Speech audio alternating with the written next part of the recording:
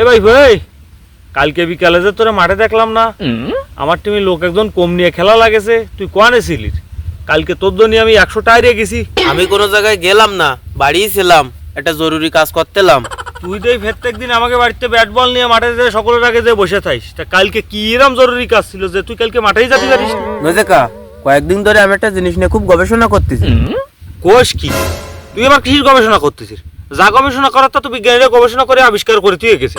ওরে নজেকা, সবাই তোমার মতোই ভাবে যে বিজ্ঞানীরা সব আবিষ্কার করে ফেলাইছে।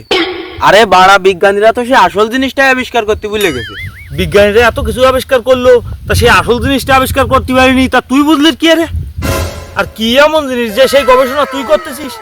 ওই তো, তোমরা কোনো সময় একটা জিনিস খেয়াল করে দেয়ছো? বর্তমানে আধুনিক বিজ্ঞানীরা কোনো কিছুর পাউডার বানাতে বাদ নেই। তাকে প্রথমে মেহেন্দির পাউডার ছিল না, সেটার পাউডার বানালে। তারপরে দুধের পাউডার ছিল না, সেটারও পাউডার বানায় ফেলালে। শেষমেশ যে তারা সুপিরও পাউডার বানালে। তুমি হিসেব করে দেখো, তাকে পাউডার বানাতে কোনো কিছুর বাদ নেই। তা আমি ভাবতেছি শালার তারা মদের পাউডারটা বানাতেই ভুল করলো। কলি কি ভাইপো, তাহলে তুই মদের ভাটার বানাবি বলে গবেষণা করতেছিস? তাই না তুমি? কয়েকদিন পর মানুষের মানি ব্যাগে ছোট প্যাকেটে রে গাজার মতো মদও পকেটে থাকছে। অত বড় বড় বোতল নিয়ে কি সব জায়গায় চলা যায়? নাই, অত বড় বড় বোতল নিয়ে চলতে গেলে সমস্যা না?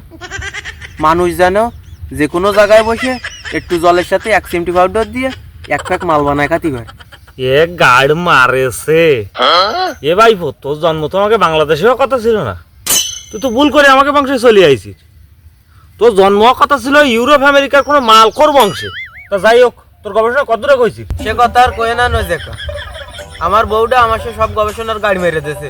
কেন, তোর বউ কি আছে আবার? আরে সে ফর্মুলাটা পুরো আয়ত্ত করার আগে আমার বউ এসে ডেগম ভাঙাই দিয়েছে। তার মানে কালকে বিকেলে আমি মাঠে খেলতে যাইনি, কারণ আমি গম পড়ে মদের পাউডার কেটে আবিষ্কার করা যায় তাই না স্বপ্নে দেখতেলাম।